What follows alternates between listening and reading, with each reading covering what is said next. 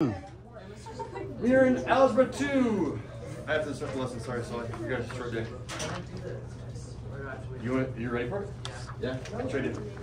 Make sure your backpack's on the floor so I can always see this. Make sure you have no notes out, etc. So calculator is free to use.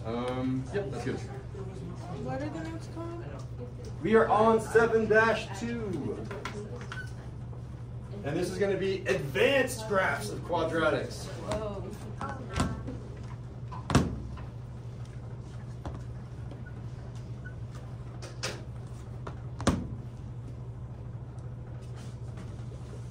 And we're still in Vertex 4. Today's date is the 3rd of February, 2023. So,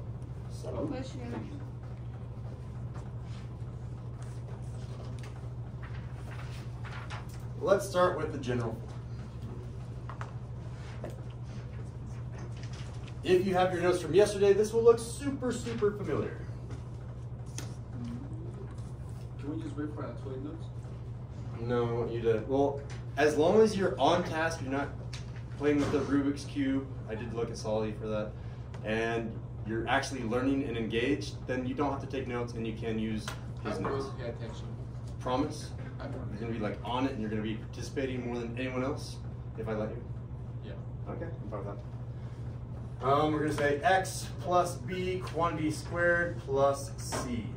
Notice in our notes yesterday, we said we're waiting until lesson 7-2 to talk about that a. Well, today is that lesson 7-2. This number right here is going to be what is known as our vertical stretch. I don't know, I ended my quotes already. Vertical stretch.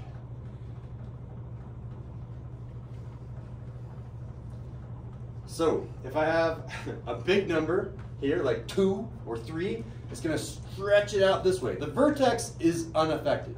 All the other numbers get stretched out. So, I'll show you what that looks like in a table, in an example, right now. I am wondering if I'm going too fast. I'm looking at people writing. I see 4 people writing. One of them was a test taker. All right, I'm going to go on to example 1.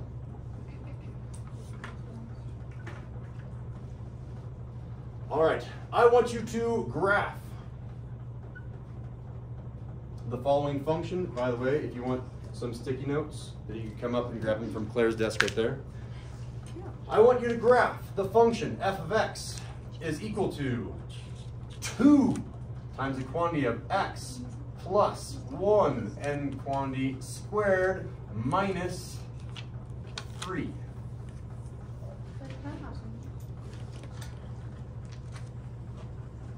All right, I'm going to be making a table, 2 tables actually for this problem. This is how you will be showing your work on your next homework check, on your quiz, and your test. And it's a method that I stole from Chloe from like a few weeks ago in pre-calc. Yes? Would you distribute to the x of the one? You could, but remember your order of operations. Please excuse my dear Aunt Sally. We have to do parentheses first. Okay, can't simplify anything. Next is exponentiate or exponent. We'd have to square this thing, and then we could do the distribution. So if you know how to square this, then go for that, but you can't distribute right now. Yeah, good try though. So let's go ahead and make our first table. Let's make our table as if that 2 were not there to see what would have happened. So I'm gonna have my x, my f of x table. And remember that we always start in our middle. What number should I put here for our input? Do you guys remember from yesterday? Ripley remembers. Ripley, go for it. 1. Close. 3. Ashley has it. Why was it -1? Do you remember? Because it's the opposite. Oh, It's the opposite of whatever that number is. Or another way of thinking about it is it's what number do I plug in for x such that that entire thing squared is 0? It's the opposite of that number. So, -1. So far, so good. Why don't you just plus 3? And from here, we go up 3 units. But just to do the mental math, making sure everything hasn't changed, Ripley's going to say, well, up 3. Be careful there, right? Down. It would be down 3. let's just make sure our mental math works out. We know that this meant, here, let me do my arrow here so I can add some words onto this. This plus 1 meant left 1, and this minus 3 meant down 3. So theoretically, this number right here is our vertex, aka that turnaround spot, the turnaround point. Let's make sure that the mental math works out. Ignoring the 2 for now. We're going to do a new table with the 2. So here we go. Negative 1. Negative 1 plus 1, you guys shout out. Negative 1 plus 1 is 0. 0 squared. And then 0, we're ignoring the 2 for now. 0 minus 3. Minus 3, okay. So far it works out. I'm going to do the pattern over here, and then we're going to do the new pattern to the right. So, do you guys remember the very first step to get to the next number? What's the first odd number? 1. 1, yeah. So we're going to do plus 1. So negative 3 plus 1, you guys will all shout out. Negative 2, good. And that's taking a step to the right. So I'm going from negative 1 to 0. Again, down here, I'm adding 1. You always add 1. You always add 1, etc., etc. So 0 plus 1 is 1. 1 plus 1 is 2. You're just stepping to the right, stepping to the right, stepping to the right. All right. Instead of adding 1 now, someone aside from Ripley, someone aside from Ashley, shout out. At 3? You at 3. At 3, yes. At 3. We're adding odd numbers. The reason that we're adding odd numbers, for those of you that missed our lesson yesterday, is that's the pattern for square numbers. If you look at our square numbers up there, where perfect squares, to get from 1 to 4, to get from 4 to 9, 9 to 16, they're adding odd numbers. Technically, we missed 0 up there in a perfect square list. So I add 3, you guys will all shout out. Negative 2 plus 3? 1. 1. All right. Next number. At 5. At 5. And I get 6. 6. Excellent. Same thing goes in reverse. Now I'm going to go negative 2, negative 3, etc. I'm also going to add 1 from the vertex, and I'm going to get these same exact points. They're going to mirror over that axis of symmetry. So I'm going to get negative 2, I'm going to get 1 and 6. That went off the chart. That's our old-fashioned chart. Now we're going to do a new table of what happens if there was a 2 there. So I need to label that table. Maybe I'll label it right here, kind of small. This was, maybe not f of x, this was the quantity of x plus 1 squared minus 3 with no 2. And this table over here, I have to squish it. I'm going to have to move these up here. This is why I wish I had technology I could just move it around with the iPad. Left 1. If you have room for another table, put it there. I ran out of room. I'll say down 3. Now I have room for the table. Okay, this table is going to be the graph of 2 times the quantity of x plus 1 quantity squared minus 3. And we're going to take a look at what happens. X and f of x. All right, again, I'm still starting at the vertex. That won't change, hopefully. We'll check it. So I'm hoping I get negative 1, negative 3. Crossing my fingers. Let's check the mental math now that the 2 is involved. Hold on. All right, thank you. I go too fast. I'm still labeling the tables.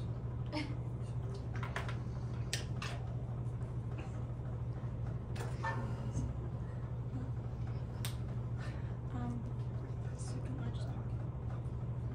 Second largest pocket. It's in my backpack. Okay. All right. Mental math, here we go. You ready? Negative 1 is being plugged in for x, so that x is now negative 1. Negative 1 plus 1, you all shout out. 2. Oh, 0. 0. 0 squared. 0 times 2. 0. And then 0 minus 3. Negative 3. Last momentum there, but yes, okay. The vertex has not changed, and that should never change. Okay, this will change now. This number is no longer plus 1. I don't know what it is. We're going to have to find our own pattern. You got it already, Jose? Plus 2. It is going to be plus 2. Okay. Is it the even numbers? Oh, that's a good guess. Is it the even numbers? I don't know. We'll have to find out. I love the guesses, though. All right, let's see what happens when I step 1 to the right. I'm still going to go 0. I'm still going to go to 1. I'm still going to go to 2, etc. I'm still going to go backwards, negative 2, negative 3, etc. All right, if I go forward a step, I'm plugging in 0, which is a nice number to plug in. So let's plug in 0. 0 plus 1, you'll all shout out mental math. 0 plus 1? 1. 0. 1 squared. One. 1 times 2. 2. 2 minus 3. 1. Negative 1. 2 minus 3. Negative 1. Negative 1. And Jose's math checks out. Negative 3 plus 2 is indeed negative 1. Anyone want to predict what this next jump is going to be? It's going to be Is it gonna be even numbers now? plus 4. Let's predict. Plus 6. Wait, I need you. Plus 6, plus 4. It's plus 6. Yeah, Oh, it is plus 6? You know it? I'm pretty sure. Wait. Well, let's check it, right? Here we go. I'm plugging in the number 1 now. Let's see what happens. 1 plus 1. 2. 2 squared. 4. 4 times 2. 8. 8 minus 3. How much did I move to get from negative 1 to 5? 6. 4. I had to add what number? If I add 4, 4 6. minus 1 is 3. So I had to add 6. I remember- Where did the I 6 remember come this. from? So it's every other copy. Look at this original pattern. It used to be plus 1, plus 3. Now it's changed to plus 2, plus 6. Plus 10? Oh, that's a great prediction. Why do you think it's plus 10? Because it's just doubled. It 1 is times plus 2 10. is 2. 3 times 2 is 6. Yeah, 5 that number times got 2 is doubled. 10. Why did we double? Because of 2. Oh, we're multiplying this number by that number, this number, and you're going to guess that number. If you're right, then this should be a plus 10. And that should theoretically be a 15. Let's check to see if we get 15. Here we go. This is like the drum roll moment. We're going to plug in a 2. 2 plus 1. 3 squared. 9. 9 times 2. 18 minus 3. 15. All right, that is the pattern. You guys got it. Good job. And it's going to have that axis of symmetry again, so I don't have to do mental math. And I can come back this way and say plus 2, plus 6, and then plus 10 if I had another number, etc. So plus 2 is going to be that same. Negative 1, plus 6 is going to be 5. And we're ready to graph this thing. So this is the graph of the type of, I'll call it the glass of maybe alcohol that I would serve at Riley's wedding. Because when you serve alcohol, you don't want to serve very much, so you want the glass to be nice and skinny. So that's what's happening. We had this really big glass, this quadratic, but now it's going to turn into this skinnier glass because all of these points are being pulled up. They're being vertically stretched up. So it's going to be a skinnier glass. Let's look at what that's going to look like. All right, you guys have your graphs ready? If you don't have those sticky notes, they're by Claire. Here we go. I'm going to graph these coordinate points. First, I'm going to graph my vertex, my turnaround spot, my negative 1, negative 3. So negative 1, negative 3, right about there. Again, I don't have graph paper, so it's going to be a little bit off on mine. And then just graph the rest, right? I'm going to go to the right first. I like going right. 0, negative 1. 1, 5.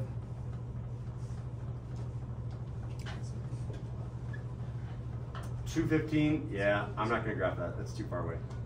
It's probably like right about there, I would guess. I remember this really And then I have my axis of symmetry, my butterfly, my piece of paper folding over, and that spot is mirrored over here. That spot is mirrored. Let's see if I can get that right. That looks like it's mirrored. And that spot is mirrored. And then I go ahead and do my best attempt to make a curved line that goes through here.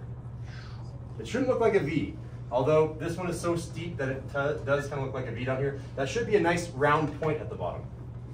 It's not like an ice pick or something. Cool. You can still smash that like button. You can still smash the like button on YouTube, right? Okay, anyway. Example number 2. We're gonna go faster this time. Wait. Because you know the pattern. You know this pattern. You could also probably do this without a table. Yeah, can we do that?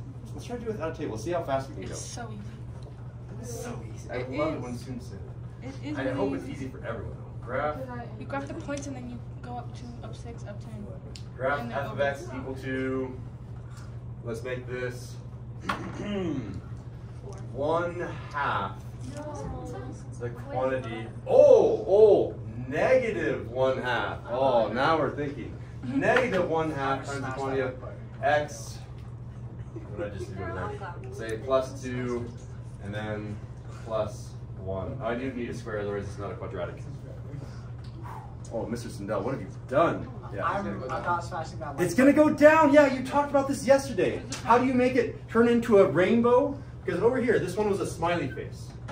You guys see the smiley face? Now it's gonna be a Over frown. here, it's gonna be a rainbow.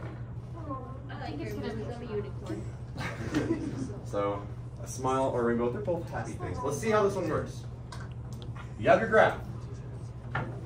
Where's my turnaround spot? Where's my vertex? -2, comma, 1. Good. -2, comma, 1. There's my turnaround spot, my vertex. All right. Normally, I would go right 1, up 1. Now I'm going to go right 1, up a half. So there's a full. I'm going to go halfway in between these two spots. That's 1.5. Oh, that's not Would that you much. put down? Because it's a negative. Oh! Yeah, if you caught that, that's extra credit. I didn't catch it. I did, but I didn't say it out loud. Yeah, I went up here. I can't go up. That says go down. Again, my table would have looked like +1, +3, but I multiply that +1 by a -1/2, and it's going to be -1/2. I should be going down. Oh, man. So it goes down. Can you guys see that? It goes down to a half. And there is an axis of symmetry. Let's do that at the same time. The other side over here, if I go left 1, it's going to go down a half. All right. Now let's go right again. It used to be 1 and then 3. Now it's 1 or -1/2 and -1/2. 1/2. No, it would be 1. 1.5. -1/2. See, this is hard to do without a table. I'm scared of doing this without a table. Just don't give us a fraction. I'm going to give you a fraction. 25, 6. All right. I usually have +1, +3, +5, right? This has turned into a -1/2 because I multiplied that number by this leading number, and I got -1/2. This is going to turn into 3 times -1/2, which is -1.5, or -1.5 if you prefer decimals. This used to be a +5, and it will turn into a negative. What's half of 5? 4 and How's half of 5? 2.5. 2.5. Yeah, so it's going to be -2.5. All right, so we went down a half. Now we're going to go down 1.5. So here's my half. So I went right 1. I'm going to go down a half. My marker is currently at the spot where I went down a half. I need to go down another 1. So now I have this point.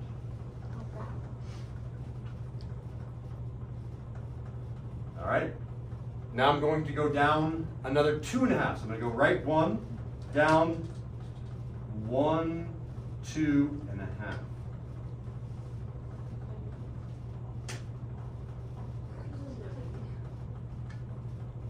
And we could go again.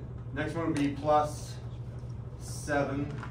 This would be -3.5.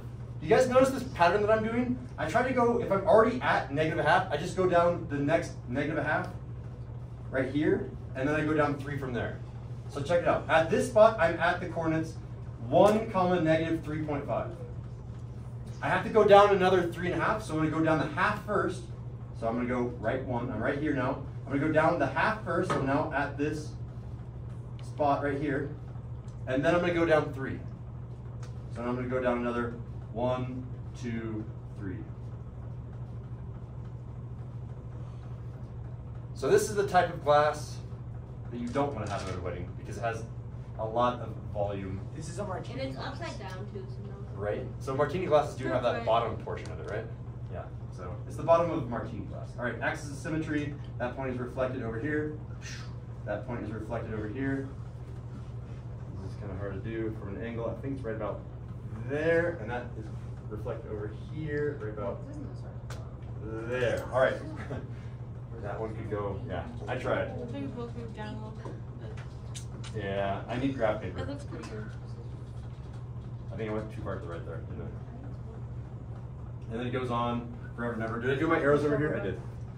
All right, sometimes you'll have your rainbow, sometimes you'll have your smiley face. There are technical names for that. Do I have time to teach them? I do. The technical name for this that you'll learn especially well in AP Calculus is concave up. It's curving up. You're going down, but I'm trying to curve up. Pull up, Captain, don't crash. It went up. Same thing, if I went from the right, I'm crashing, when I pull up, I'm concave up.